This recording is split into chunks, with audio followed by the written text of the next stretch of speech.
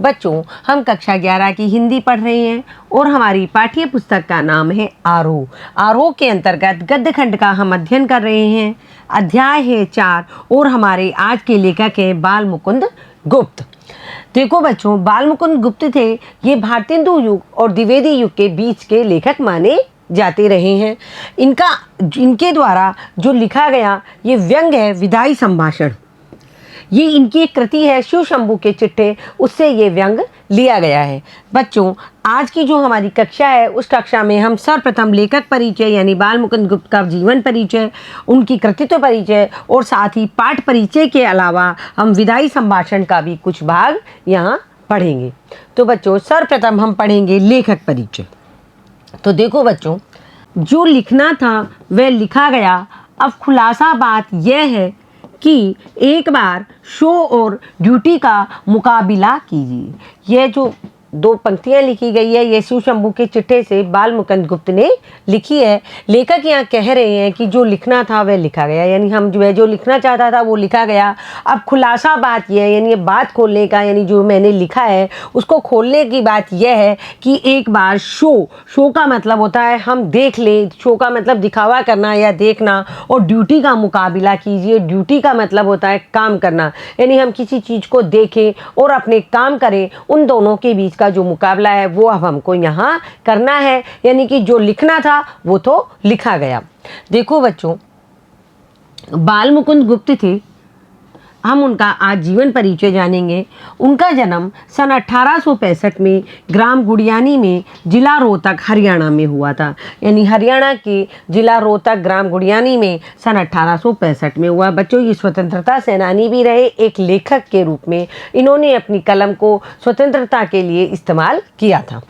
इनका प्रमुख संपादन अखबार चुनार, हिंदुस्तान, हिंद बंगवासी, भारत मित्र आदि। बच्चों, ये पत्रकार थे और इन्होंने अखबार चुनार, हिंदुस्तान, हिंद बंगवासी और भारत मित्र आदि जो जितने भी अखबार थे उसमें इन्होंने संपादन किया। इनकी जो प्रमुख रचनाएं थी वो थी शिव शंभू के चिट्ठे, जिससे हमको ये जो कृति मिली है, शिव शंभू के चिट्ठे जो एक कृति है जिससे हमें ये व्यंग का पुट मिला है विदाई संभाषण, वो आज हम यहाँ पढ़ेंगे। चिट्ठे, शिव शंभू के चिट्ठे और खत, ये दो बच्चों अलग अलग है। शिव शंभू के चिट्ठे अलग है, चिट्ठे और खत, खेल तमाशा, ये इनकी 3 प्रमुख रचनाएं थी। और सन 1907 में इनकी मृत्यु हो गई। इसलिए इन्हें जितने भी आज के आधुनिक काल के लेखक हैं वो इन्हें भारतेंदु युग और महावीर प्रसाद द्विवेदी के नाम से, जो द्विवेदी युग चल रहा था, उनके बीच के लेखक इनको मानते हैं। गुप्त जी की आरंभिक शिक्षा उर्दू में हुई थी, बाद में उन्होंने हिंदी भी सीखी। यानी शुरुआती जो शिक्षा थी, इनकी प्राइमरी शिक्षा थी वो उर्दू भाषा में हुई थी। ये हरियाणा के रहने वाले थे, लेकिन बाद में इन्होंने हिंदी भाषा सीखी। देखो बच्चों, जितने भी बड़े बड़े लेखक हुए हैं उन्होंने अपनी जो स्कूली शिक्षा है वो 8वीं तक की प्राप्त की। उसके बाद उन्होंने स्वाध्याय से ज्ञान अर्जित किया। इन्होंने भी कुछ ऐसा ही किया था कि विधिवत शिक्षा मिडिल तक प्राप्त की। मिडिल का मतलब होता है 8वीं कक्षा तक, मगर स्वाध्याय से इन्होंने काफ़ी ज्ञान अर्जित किया। वे खड़ी बोली और आधुनिक हिंदी साहित्य को स्थापित करने वाले लेखकों में से एक थे। देखो बच्चों, हमारे यहाँ भारतेंदु काल से लेकर के आज के आधुनिक काल तक बहुत बड़े बड़े लेखक हुए हैं, बहुत अच्छे अच्छे कवि भी हुए हैं। और उन्होंने अधिकतर जितने भी लेखक हुए हैं उन्होंने मिडिल कक्षा तक स्कूली शिक्षा प्राप्त की और उसके बाद स्वाध्याय से उन्होंने अपना ज्ञान अर्जित किया। और जो ये बाल मुकुंद गुप्त थे, ये खड़ी बोली और आधुनिक हिंदी दोनों को, हिंदी साहित्य को स्थापित करने वाले लेखकों में से ये एक थे। उन्हें भारतेंदु युग और द्विवेदी युग के बीच की कड़ी के रूप में देखा जाता है। यानी ये जो लेखक थे बाल मुकुंद गुप्त, ये भारतेंदु युग के बाद और द्विवेदी युग से पहले आए थे, तो इन दोनों के बीच की कड़ी के रूप में इन्हें देखा जाता है। बाल मुकुंद गुप्त राष्ट्रीय नवजागरण के सक्रिय पत्रकार थे। देखो बच्चों, संपादन का काम इन्होंने बाद में शुरू किया, उससे पहले ये पत्रकार थे राष्ट्रीय नवजागरण के। किसके? राष्ट्रीय नवजागरण कोई अखबार होगा उसके ये पत्रकार थे। उस दौर के अन्य पत्रकारों की तरह साहित्य सृजन में भी सक्रिय रहे। बच्चों, पिछले जो पुराने टाइम के जितने भी पत्रकार थे, हम देखते हैं अधिकतर पत्रकार क्या करते हैं, साहित्य सृजन भी करते हैं। उसी प्रकार उस दौर के, यानी जो बालमुकुंद गुप्त जी के दौर के पत्रकार थे वो क्या करते थे, साहित्य सृजन भी किया करते थे, यानी लिखा भी करते थे। उन्हीं की तरह ये भी बालमुकुंद जी भी अपने जो इनकी कृतियाँ होती थी उनको ये लिखा करते थे। पत्रकारिता उनके लिए स्वाधीनता संग्राम का हथियार थी। ये बात मैंने आपको पहले ही बताई कि इन्होंने पत्रकारिता यानी कलम हाथ में ली और पत्रकार ये बने। उसका मुख्य कारण ये था कि स्वाधीनता संग्राम के भी स्वाधीनता सेनानी रहे, यानी अपनी पत्रकारिता के माध्यम से इन्होंने स्वाधीनता संग्राम में हिस्सा लिया था। आगे देखो बच्चों, यही कारण है कि उनके लेखन में निर्भीकता पूरी तरह मौजूद है। ये एक पत्रकार थे और निर्भीक होकर के लिखा करते थे, इसलिए इनके लेखन में निर्भीकता, यानी ये बिना डरे अंग्रेजों के खिलाफ लिखा करते थे, तो इनके लेखन में निर्भीकता पूरी तरह से मौजूद है। निर्भीकता का मतलब होता है बिना डरे। साथ ही उसमें व्यंग विनोद का भी पुट दिखाई देता है। इनका जो लेखन कार्य था उस लेखन कार्य में निर्भीकता के साथ साथ इनमें व्यंग का पुट भी दिखाई देता है, यानी इनकी जो रचनाएं थी वो व्यंगपूर्ण भी हुआ करती थी। उन्होंने बांग्ला और संस्कृत की कुछ रचनाओं के अनुवाद भी किए। बालमुकुंद गुप्त जी ने बांग्ला और संस्कृत की कुछ रचनाएं थी उनके अनुवाद भी किए। वे शब्दों के अद्भुत पारखी थे, यानी शब्द जो होते हैं उन शब्दों को वो अच्छी तरह समझते थे और उनको शुद्ध लिखने का प्रयास किया करते थे, और बाकी उनके साथ के जितने भी लेखक पत्रकार थे उनको भी वो शुद्ध लिखने के लिए प्रोत्साहित किया करते थे। देखो बच्चों, एक शब्द था अनिस्थिरता। ये जो शब्द था, इस शब्द की शुद्धता को लेकर उन्होंने महावीर प्रसाद द्विवेदी से लंबी बहस की। यानी ये जो शब्द था अनिस्थिरता, इस शब्द को लेकर के, जबकि महावीर प्रसाद द्विवेदी के नाम से द्विवेदी युग चला, लेकिन इन्होंने महावीर प्रसाद द्विवेदी से इस शब्द को लेकर के बहुत लंबी बहस की कि ये शब्द कहाँ और कैसे शुद्ध होगा और किस तरीके से शुद्ध लिखा जाएगा और अनिस्थिरता का अर्थ क्या होगा। इस तरह के अन्य अनेक शब्दों पर उन्होंने बहस चलाई, यानी हर शब्द के ऊपर वो शब्द जो उनको लगता था कि ये सही नहीं है या इस शब्द का अर्थ सही नहीं है या ये शब्द शुद्ध नहीं लिखा गया, उन शब्दों के ऊपर उन्होंने बहुत लंबी बहस की। देखो बच्चों, आज जो हम उनके पाठ जो उन्होंने हमारी आरोह पुस्तक में जो पाठ आया है उनका लिखा हुआ, वो है शिव शंभू के चिट्टे, जो उनकी कृति है उससे ये पाठ लिया गया है, विदाई संभाषण। सर्वप्रथम हम क्या करेंगे, इस विदाई संभाषण जो पाठ हमारी पुस्तक में आया है उसका हम सार जानेंगे कि उस पाठ में क्या आया है। देखो, विदाई संभाषण उनकी सर्वाधिक चर्चित व्यंग्य कृति शिव शंभू के चिट्ठे का एक अंश है। इस लाइन को बच्चों आपको याद करनी पड़ेगी कि विदाई संभाषण क्या है, किसका अंश है, शिव शंभू के चिट्ठे। शिव शंभू के चिट्ठे बालमुकुंद गुप्त की एक कृति है, उसका एक चर्चित व्यंग है विदाई संभाषण, यानी कि ये जो विदाई संभाषण है ये एक व्यंग है।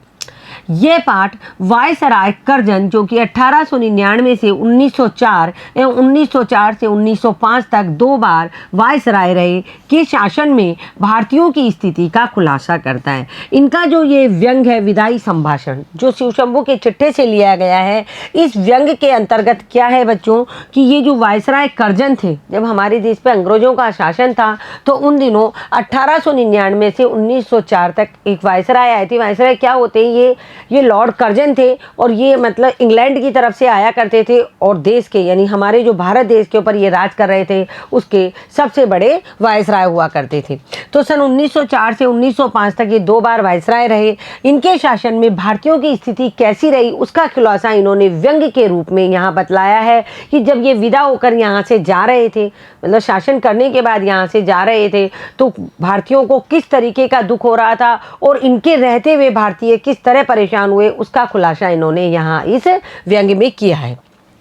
कहने को तो उनके शासनकाल में विकास के बहुत सारे कार्य हुए। देखो, कहते हैं अंग्रेजों ने बहुत सारे विकास के कार्य किए, बहुत अच्छी बात है कि अंग्रेजों ने विकास के कार्य बहुत सारे किए, लेकिन इसके साथ साथ उन्होंने भारतीयों को बहुत अधिक परेशान किया और हमारे देश को पूर्णतः ही समाप्त कर दिया, यानी वो लूट करके चले गए और भारत के 2 हिस्से कर गए, यानी देश का विभाजन कर गए। देश का विभाजन करने के साथ साथ उन्होंने राज्यों का विभाजन भी किया था। तो उन सब के बारे में यहाँ बालमुकुंद जी ने बतलाया है कि उनके शासनकाल में विकास के बहुत सारे कार्य हुए, नए नए आयोग बनाए गए, यानी काफ़ी सारे आयोग आए, साइमन कमीशन आयोग आया और भी बहुत सारे आयोग आए। आपने इतिहास की पुस्तक में ये पढ़े होंगे।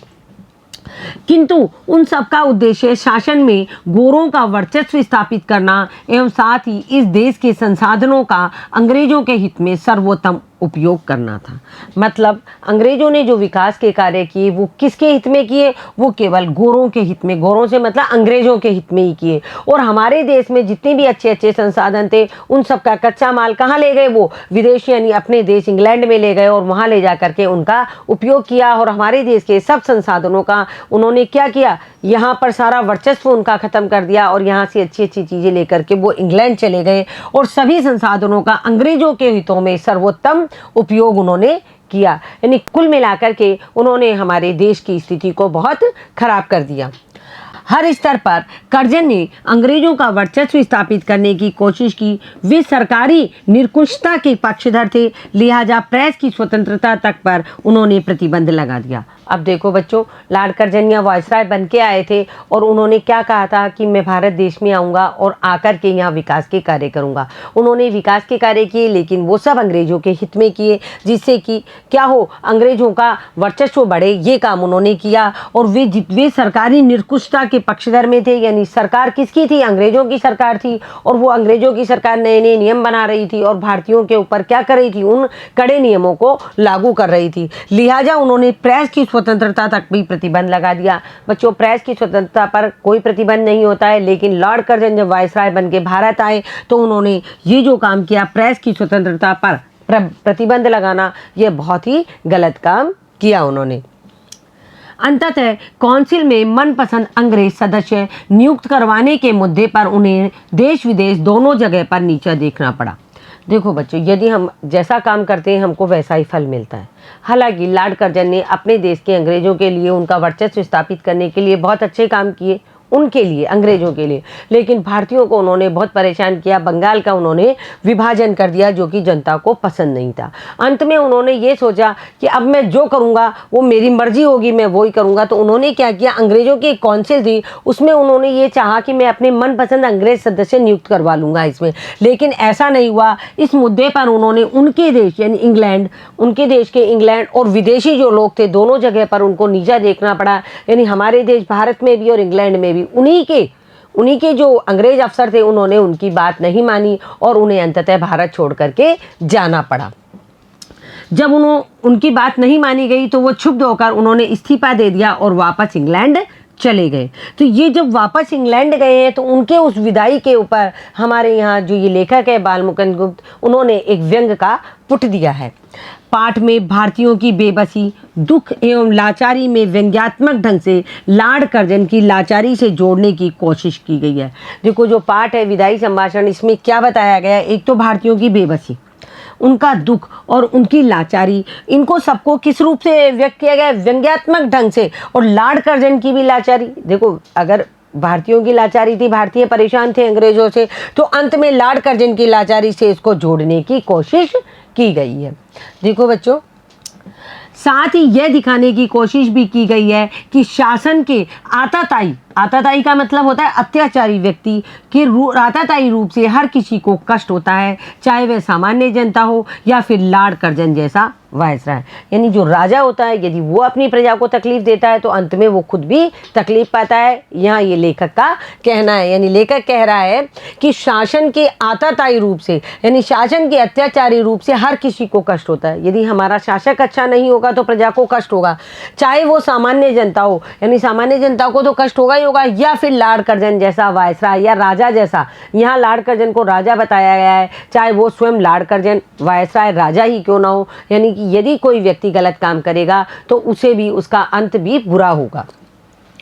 यह उस समय लिखा गया गद्य का नमूना है जब प्रेस पर पाबंदी का दौर चल रहा था। देखो, जो बालमुकुंद गुप्त बड़े निर्भीक थे, वो डरते नहीं थे। जब जिन दिनों पर प्रेस पर प्रतिबंध लगाया गया था, प्रेस की स्वतंत्रता पर प्रतिबंध लगाया गया था, यह उन दिनों की लिखी गई एक व्यंग्यात्मक कृति है कि जब प्रेस पर पाबंदी का दौर चल रहा था, ऐसी स्थिति में विनोद प्रियता, चुलबुलापन, संजीदगी, नवीन भाषा प्रयोग एवं रवानगी के साथ ही यह एक साहित्यिक गद्य का नमूना भी है। ये जो विदाई संभाषण है ये क्या है बच्चों, ये एक विनोद प्रियता, चुलबुलापन, संजीदगी, नवीन भाषा प्रयोग एवं रवानगी के साथ, रवानगी मतलब किसी की विदाई होने के साथ ही यह एक साहसिक गद्य का नमूना भी है। क्योंकि उन दिनों अंग्रेज सरकार ने भारतीयों की प्रेस पर प्रतिबंध लगा रखा था, भारतीय पत्रकारिता की स्वतंत्रता पर प्रतिबंध लगा रखा था।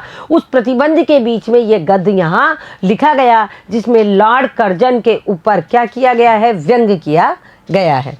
बच्चों अब हम इस पाठ को पढ़ेंगे जिसका नाम है विदाई संभाषण। माय लॉर्ड, अंत को आपके शासनकाल का इस देश में अंत हो गया। देखो लेखक क्या कह रहे हैं, माय लॉर्ड किसको संबोधित कर रहे हैं, यहाँ लॉर्ड कर्जन को संबोधित कर रहे हैं। मेरे स्वामी, जो माय लॉर्ड शब्द है ये सम्मानजनक संबोधन है। आजकल हमारे यहाँ न्यायालयों में ये शब्द काम में लिया जाता है। अंत को यानी समाप्ति की ओर आपके शासनकाल का इस देश में अंत हो गया है। अंत मतलब समाप्त हो गया है। क्या आपका शासनकाल अब हमारे देश में समाप्त हो गया है। अब आप इस देश से अलग होते हैं, यानी अब आपका इस देश में कुछ बाकी नहीं रहा है। आपको इस देश से अब अलग होना है। किससे? भारत देश से। इस संसार में सब बातों का अंत है। लेखक कहना चाहते हैं कि ये जो संसार है इस संसार में सब बातों का अंत है। अनंत कुछ भी नहीं है, उस ईश्वर के सिवाय बाकी सब बातों का यहाँ अंत होता है। यानी आज आपका शासन का, आपने जो अत्याचार किए उन अत्याचारों का भी आज यहाँ अंत हो गया है। इससे आपके शासनकाल का भी अंत होता है, यानी सब बातों का अंत है, इसलिए आपके शासनकाल का भी अंत हो गया है। यानी आपका शासनकाल भी भारत देश से समाप्त हो गया है। चाहे आपकी एक बार की कल्पना के अनुसार आप यहाँ के चिरस्थायी वायसराय भी हो जाते, किंतु इतनी जल्दी वह समय पूरा हो जाएगा ऐसा विचार न आप ही का था न इस देश के निवासियों का। देखो लेखक क्या कहना चाह रहे हैं। लेखक जब वायसराय लॉर्ड कर्जन जब इस्तीफा दे देते हैं और भारत देश से जा रहे होते हैं तो उनकी विदाई में उन्होंने यह एक व्यंग्यात्मक कृति लिखी है जिसके अंतर्गत वो ये कह रहे हैं कि लॉर्ड कर्जन से कह रहे हैं, माय लॉर्ड अब आपके शासन का इस देश में अंत हो गया है। क्या हो गया? और अंत सभी बातों का होता है। आपकी भी, आपके शासनकाल का भी अंत हो गया।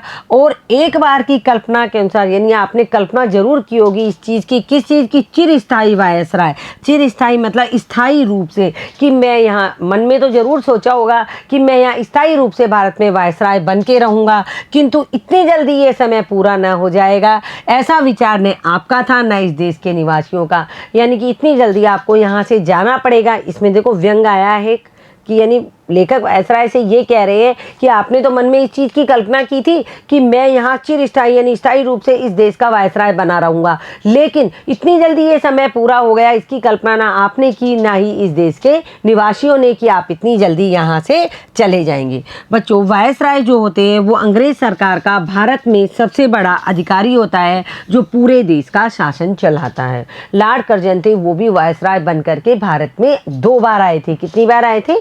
2 बार आए थे। इससे जान पड़ता है कि आपके और यहाँ के निवासियों के बीच में कोई तीसरी शक्ति और भी है जिस पर यहाँ वालों का तो क्या आपका भी काबू नहीं है। अब देखो लेखक यहाँ क्या कह रहे हैं, वायसराय से कह रहे हैं कि आपने तो कल्पना की थी कि आप यहाँ स्थायी रूप से रह जाएंगे, लेकिन आपकी कल्पना पूरी नहीं हो सकी और आप बहुत जल्दी यहाँ से चले गए। इससे ये पता चलता है कि आपके और यहाँ के जो भारत देश के रहने वाले लोग हैं उनके बीच में एक तीसरी शक्ति भी काम कर रही है। क्यों कहना चाह रहे हैं लेखक ऐसा? क्योंकि जो लॉर्ड कर्जन थे उन्होंने भारत के निवासियों को बहुत परेशानियाँ दी, बहुत तकलीफ, दुख और कष्ट दिए, इसलिए उनको यहाँ से क्या किया, समय से पहले उनको यहाँ से जाना पड़ा। तो लेखक व्यंग करते हुए कह रहे हैं कि लगता है भारतवासियों के बीच में और आपके बीच में कोई तीसरी शक्ति आ गई है जिस पर यहाँ वालों का तो क्या आपका भी काबू नहीं है। काबू मतलब नियंत्रण। भाई यहाँ भारत के लोग तो क्या है, वो तो बेचारे बेबस है, लाचार है अंग्रेजों के आगे, उनका तो कहाँ से उस तीसरी शक्ति पर नियंत्रण होगा। लेकिन आप तो बहुत बड़े वायसराय हैं, बहुत बड़े देश के राजा बने हुए हैं, लेकिन यहाँ के लोगों का तो क्या आपका भी उस तीसरी शक्ति के ऊपर काबू नहीं है। वो तीसरी शक्ति कौन सी बताई है लेखक ने? ईश्वरीय शक्ति को तीसरी शक्ति बताई है। बिछड़न समय बड़ा करुणोत्पादक होता है। बिछड़न समय क्या होता है? विदाई का जो समय होता है वो बड़ा करुणोत्पादक मतलब करुणा उत्पन्न करने वाला, यानी मन में दुख के भाव उत्पन्न करने वाला होता है। आपको बिछड़ते देखकर आज हृदय में बड़ा दुख है। किस बात का दुख है? वैसे तो भारतवासियों को लॉर्ड कर्जन के जाने की प्रसन्नता होनी चाहिए, लेकिन भारतवासी क्या है, प्रत्येक भारतवासी बहुत दयालु है। उन्होंने आपको अपनाया, आपके जो दिए हुए कष्टों के साथ अपनाया आपको, इसलिए आज आपको बिछड़ते हुए देखकर हम सब भारतवासियों के हृदय में बड़ा दुख हो रहा है। माय लॉर्ड, आपके दूसरी बार इस देश में आने से भारतवासी किसी प्रकार प्रसन्न न थे। यानी आप पहले जो हमको दुख तकलीफ देकर चले गए थे यहाँ से, फिर आप जब दोबारा आ गए यहाँ पर, तो भारत का एक एक जो नागरिक था वो प्रसन्न नहीं था। यानी कि आपके यहाँ आने से भारतवासी किसी भी प्रकार खुश नहीं थे। वे यही चाहते थे कि आप फिर ना आए, पर आप आए, और उससे यहाँ के लोग बहुत ही दुखित हो गए। यानी कि लेखक कहना चाहते हैं कि भारतवासी कहीं से नहीं चाहते थे कि आप यहाँ वापस आएँ, लेकिन आप फिर भी यहाँ आ गए, और आपके आने से प्रत्येक भारतवासी बहुत दुखी हुए। और आपने क्या कल्पना की थी कि मैं यहाँ स्थायी रूप से रह जाऊँ, लेकिन भारतवासी और आपके बीच में एक तीसरी शक्ति है जो काम कर रही है, जिस पर किसी का नियंत्रण नहीं है, उसने आपको यहाँ से जाने के लिए मजबूर कर दिया। तो देखो, जो वे दिन रात यही मानते थे कि जल्द श्रीमान यहाँ से पधारे। कौन? वे कौन है यहाँ? वे भारतवासी दिन रात क्या करते थे? ईश्वर से प्रार्थना किया करते थे कि जल्द श्रीमान यहाँ से पधारे, यानी आप यहाँ से जल्दी चले जाएं। पर अहो, आज आपके जाने पर हर्ष की जगह विषाद होता है। लेकिन दुख की बात है, हर्ष का मतलब क्या होना? हर्ष का मतलब होता है खुशी, यानी खुशी होने की जगह विषाद का मतलब है दुख। लेकिन आज आप यहाँ से जा रहे हो तो हमें खुशी की जगह दुख हो रहा है। देखो बच्चों, जो भारतवासी है पूरे संसार में प्रसिद्ध है अपनी दयालुता के लिए। किसके लिए? दयालुता के लिए और मेहमानों की आवभगत करने के लिए। अंग्रेज हमारे लिए मेहमान थे, लेकिन वो मेज़बान बन गए। लेकिन भारतवासियों ने हमेशा से ही अंग्रेजों को मेहमान समझा। आज जब लॉर्ड कर्जन यहाँ से जा रहे हैं, वो मेहमान के रूप में हैं, तो भारतवासियों को दुख हो रहा है, जबकि उन्होंने भारतवासियों को बहुत कष्ट और परेशानियां भी दी थी। इसी से जाना कि बिछड़न समय बड़ा करुणोत्पादक होता है। लेखक कह रहे हैं आपके जाने से जो भारतवासियों के दिल में जो दुख हो रहा है, उससे पता चलता है कि विदाई का जो समय होता है वो बड़ा करुणोत्पादक, यानी कि दुखी करने वाला होता है। बड़ा पवित्र, बड़ा निर्मल और बड़ा कोमल होता है। जो विदाई का समय जो होता है, चाहे कितना भी कुछ हो जाए, दो व्यक्ति यदि आपस में लड़ रहे हैं और साथ में रह रहे हैं, और साथ में रहकर भी यदि वो लड़ रहे हैं, तो यदि एक व्यक्ति उसमें से जा रहा है तो दूसरे व्यक्ति को जरूर हृदय में कहीं ना कहीं एक दुख का भाव प्रकट होता है। तो यहाँ लेखक कहना चाह रहे हैं बड़ा पवित्र और बड़ा निर्मल और बड़ा कोमल होता है। क्या? विदाई का जो समय होता है वो बड़ा पवित्र होता है, बड़ा निर्मल। निर्मल का अर्थ होता है स्वच्छ होता है। कैसा होता है? विदाई का समय बहुत स्वच्छ होता है और बड़ा कोमल होता है। मन के सारे मैल उसमें धुल जाते हैं। वैर भाव छूटकर शांत रस का आविर्भाव उस समय होता है। यानी उस समय क्या होता है, जब कोई एक व्यक्ति दूसरे व्यक्ति से बिछुड़ रहा है, चाहे वो दुश्मनी क्यों ना हो। लेखक यहाँ भारत देश की बात कर रहा है, भारत देश के नागरिकों की बात कर रहा है कि वैर भाव छूट करके उस वक्त सारे वैर भाव, जितनी भी दुश्मनी होती है वो सब समाप्त हो जाती है, और शांत रस का आविर्भाव, आविर्भाव मतलब प्रकट होना, यानी शांत रस प्रकट होकर के सामने आ जाता है। आज भारत देश की जनता चुप बैठी है। क्यों?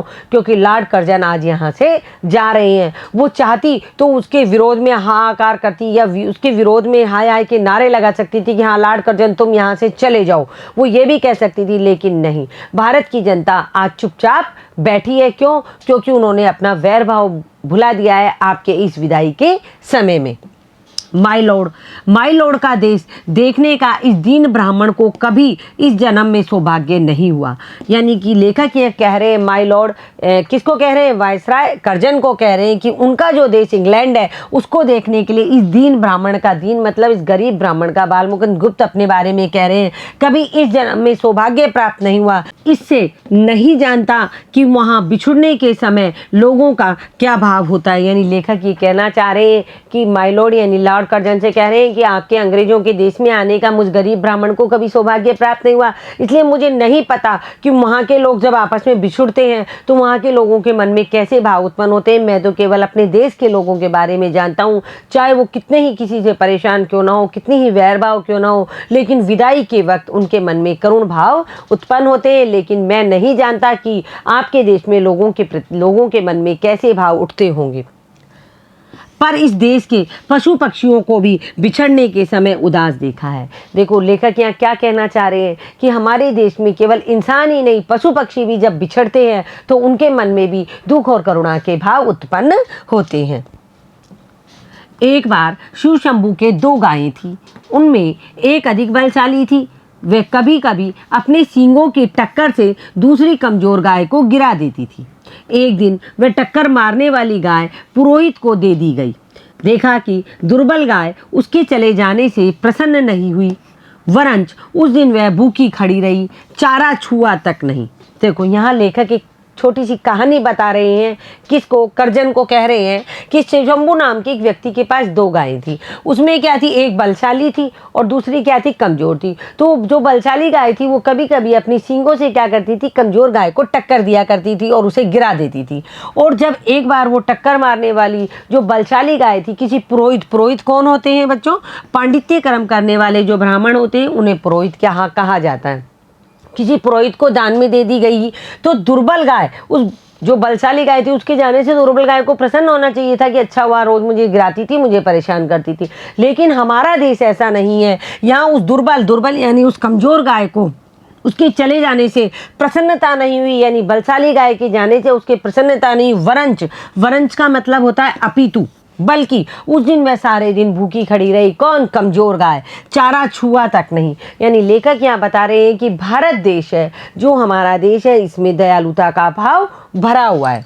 माय लॉर्ड, जिस देश के पशुओं के बिछड़ते समय यह दशा होती है, वह मनुष्य की कैसी दशा हो सकती है। यानी लेखक ये कहना चाहता है कि हमारा देश किससे भरा परिपूर्ण है? करुणा से परिपूर्ण है। जहाँ पशु आपस में बिछड़ते समय इस तरीके की दशा हो जाती है कि यानी जो दुश्मन पशु है वो भी आपस में लड़ रहे हैं, 2 पशु, लेकिन फिर भी एक के जाने पर दूसरे के मन में कितना भारी दुख होता है। ये यहाँ इस कहानी के माध्यम से लेकर लॉर्ड कर्जन को बताना चाह रहे हैं कि जहाँ पशुओं के बिछड़ते समय यह दशा होती है तो वहाँ मनुष्य की कैसी दशा होती होगी। यानी मनुष्य तो दिल और दिमाग दोनों रखते हैं।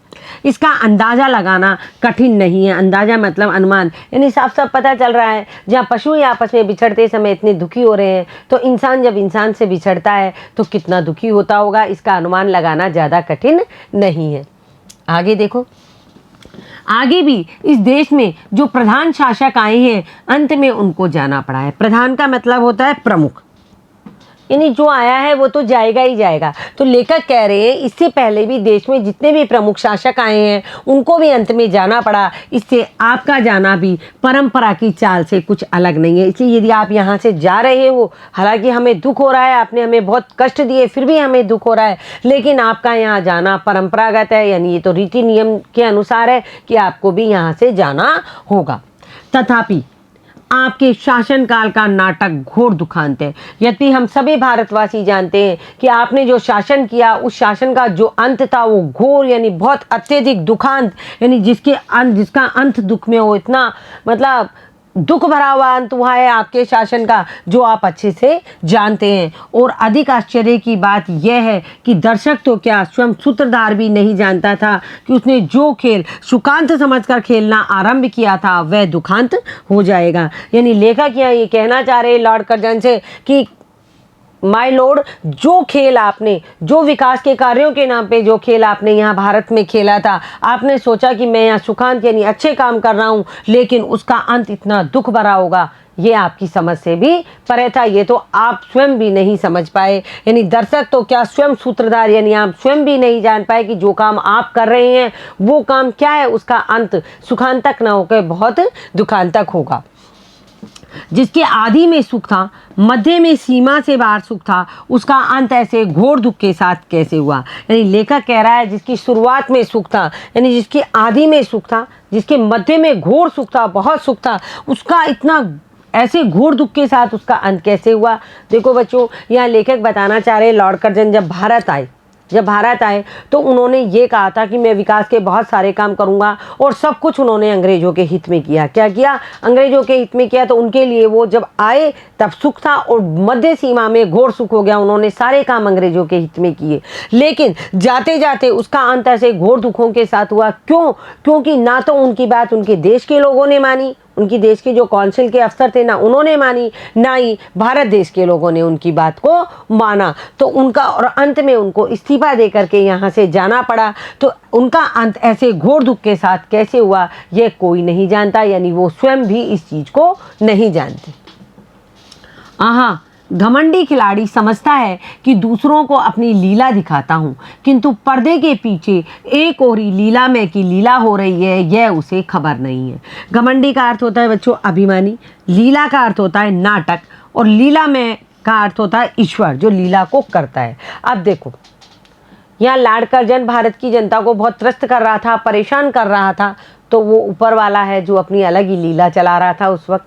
तो यहाँ लेखक कह रहे हैं हाँ घमंडी खिलाड़ी समझता है। घमंडी खिलाड़ी किसको बताया गया है यहाँ? लॉर्ड कर्जन को, कि लॉर्ड कर्जन ये समझते रहे कि वे दूसरों को अपने नाटक दिखा रहे हैं। यानी वो कर तो अपने देश की उन्नति के लिए सब कुछ कर रहे हैं, इंग्लैंड के लिए, और भारत का सब कुछ लूट करके ले जा रहे हैं, लेकिन दिखावा क्या कर रहे थे कि मैं भारत का बहुत विकास कर रहा हूँ। यानी वो अपनी लीला दिखा रहे हैं, किंतु पर्दे के पीछे एक और लीला में की लीला हो रही है। यानी हम किसी के साथ यदि गलत काम कर रहे हैं तो वो ऊपर वाला देख रहा है, वो लीला में जो ईश्वर है वो देख रहा है, और वो अपनी एक अलग से लीला कर रहा है। और उसने क्या किया? उसने लॉर्ड कर्जन के घोर सुख का बहुत ही घोर अंत कर दिया। कैसा कर दिया? दुखांत कर दिया उसको बहुत ही। उन्होंने मतलब उनकी जो एक तरीके से लॉर्ड कर्जन जब यहाँ से गए भारत से, तो उनकी अपने देश में भी और भारत देश में भी बहुत ही बेइज्जती हुई। तो यहाँ लेखक कहना चाहते हैं कि जो लीला में यानी ईश्वर की जो लीला हो रही है उसकी खबर किसी को भी नहीं है।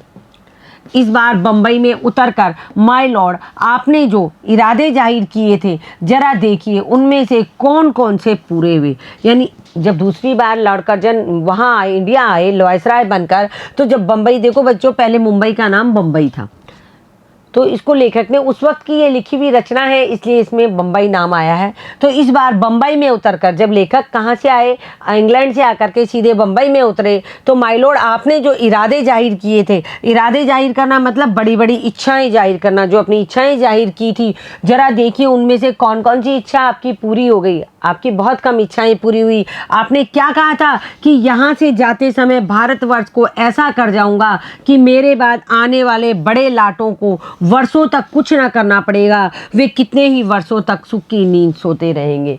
देखो एक इंसान होकर के भी, ये अंग्रेज वायसराय लॉर्ड कर्जन थे, ये जब भारत आए दूसरी बार जब मुंबई में उतरे तो इन्होंने ये कहा था बड़े लाटों का मतलब और आगे आने वाले वायसराय, यानी इनको तो रिटायर होना ही था एक कि मतलब इन्होंने ये कहा कि मैं इतने कार्य यहाँ ऐसे कार्य कर जाऊंगा अंग्रेजों के हित में, और भारतवर्ष को ऐसा बना जाऊंगा कि मेरे बाद जो जितने भी वायसराय यहाँ आएंगे, यानी बड़े बड़े लाट जितने भी वायसराय यहाँ आएंगे, उन्हें वर्षों तक कुछ काम नहीं करना पड़ेगा और वो सुख और चैन की नींद सोते रहेंगे। लेकिन लॉर्ड कर्जन ये सब नहीं कर पाए और उससे पहले ही उन्हें यहाँ से बेइज्जत होकर के जाना पड़ा। तो देखो बच्चों यहाँ लेखक क्या कहना चाह रहे हैं। लेखक जितना उन्होंने अभी तक हमने उनका लिखा हुआ पढ़ा उसके अंतर्गत लेखक ये बताना चाह रहे हैं कि भारत के लोग बहुत दयालु होते हैं, बहुत करुणामय होते हैं। उनके लिए चाहे उनका कितना ही भारी दुश्मन क्यों ना हो, वो उस दुश्मन को भी विदाई के समय बहुत करुणा से उसको विदा करते हैं। साथ ही जो लॉर्ड कर्जन थे उन्होंने क्या किया था, वो यहाँ भारत में आए तो भारत के नाम पे विकास के कार्य करने के थे, लेकिन उनका केवल एक ही उनका उद्देश्य था, वो उद्देश्य था कि अंग्रेजों के वर्चस्व को स्थापित करना। तो मतलब कुल मिलाकर के लेखक यहाँ ये कहना चाहते हैं कि लॉर्ड कर्जन की जो विदाई हुई वो बड़ी दुखांतक थी। दुखांतक किसके लिए थी? केवल लॉर्ड कर्जन के लिए दुखांतक थी। हम भारतवासी केवल उनके लिए करुणा में बने रहे। तो बच्चों हम इसके आगे का जो भाग है वो अगली कक्षा में देखेंगे। तब तक आप इसे शब्दार्थ के साथ पढ़िए, लेखक का जीवन परिचय देखिए, उनके कृतित्व को देखिए, और ये जो व्यंग है ये कौन सी कृति से लिया गया है उसके बारे में जानकारी प्राप्त कीजिए। धन्यवाद बच्चों।